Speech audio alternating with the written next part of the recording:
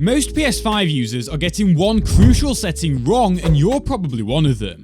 Because of this, it's likely you're experiencing significantly lower quality audio, and some audio channels may not even be working at all. Not to worry though, as I've taken a ton of time to figure out the perfect settings for every possible setup, whether you're using headphones, TV speakers, or a full-on surround sound system. So, the main setting you've probably got wrong is the audio format option, but before I explain that in depth, as there is a lot to it, we need to ensure everything else is set up right too.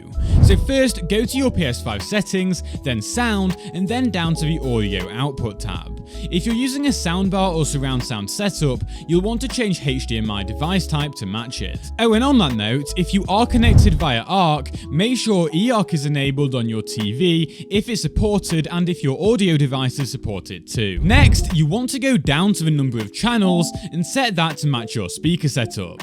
For my main setup here, that's going to be 5.1 as I have 2 rear speakers and then 3 front speakers that are bundled into a single soundbar.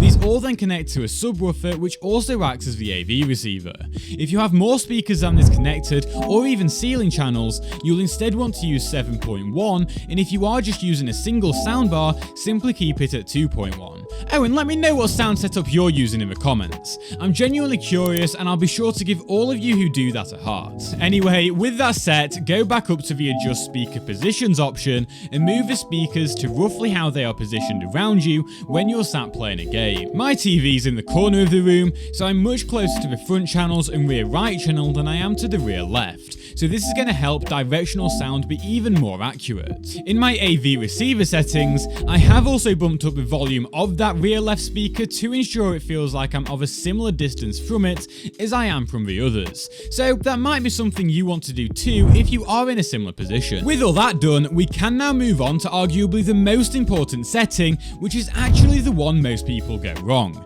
It's found at the very bottom of this menu and is the audio format option. Now, I'm going to tell you what you should set this to for both the lowest possible audio latency whilst maintaining the highest possible audio quality.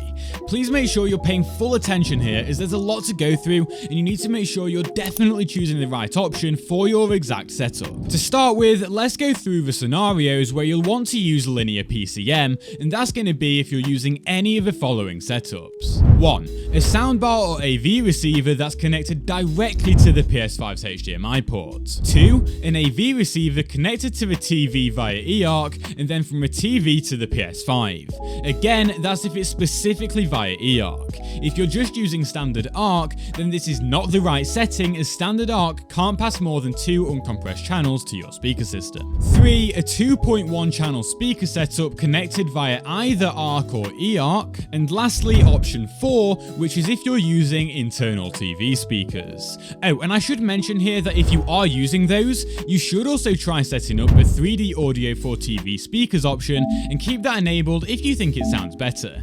That said, lots of users, myself included, think that this can make the sound a bit hollow, but let me know what you think in the comments. Anyway, if your setup is best described by any of those 4 options, ensure you keep this set to linear PCM.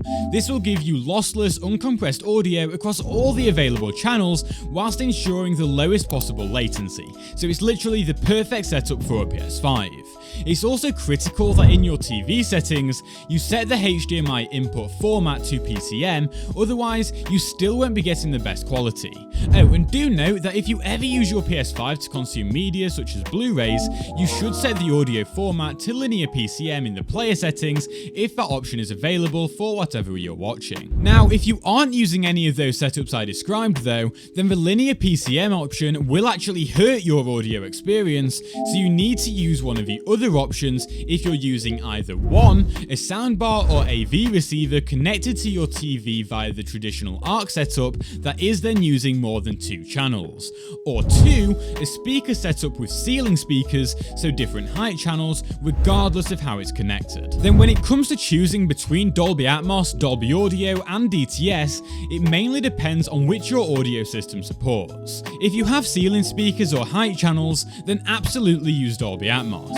Because of how Atmos has been implemented on the PS5, it should be just as lag-free as Linear PCM. If that's not you though, then try the other two options and just see which you prefer the sound of.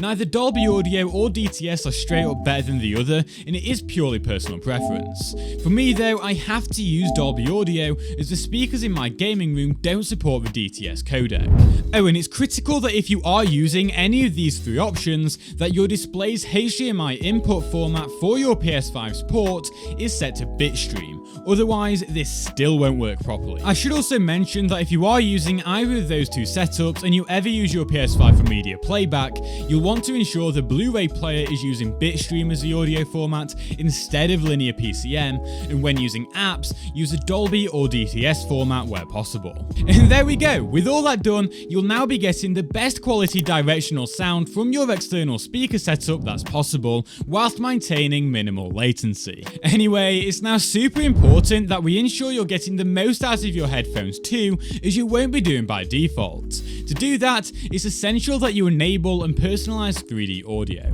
To do this, go to the 3D Audio for Headphones tab, then click Create 3D Audio Profile. Once you do that, the PS5 will guide you through a full process to intelligently measure how your specific ear shape impacts audio, and once done, the difference will be huge. Honestly, I can't stress just how important it is that you take the time to set this up. Also, if you have any of the official PlayStation Pulse audio devices, then note that you can fully customize the audio equalization by going to the sound section of the quick menu and then EQ presets. There's already an option in here specifically for shooters, but then there's an additional 3 empty spaces to customize and name how you like for other games. Speaking of the Pulse lineup, if you want to see my full in-depth review of the Pulse Elite headset, click the video on screen now, or click the one below it to see more than 40 default PS5 settings you need to change. Also, if I was right and any of these sound settings were set up incorrectly for you too, then please give the video a like to say thanks, as well as consider subscribing for more PlayStation content.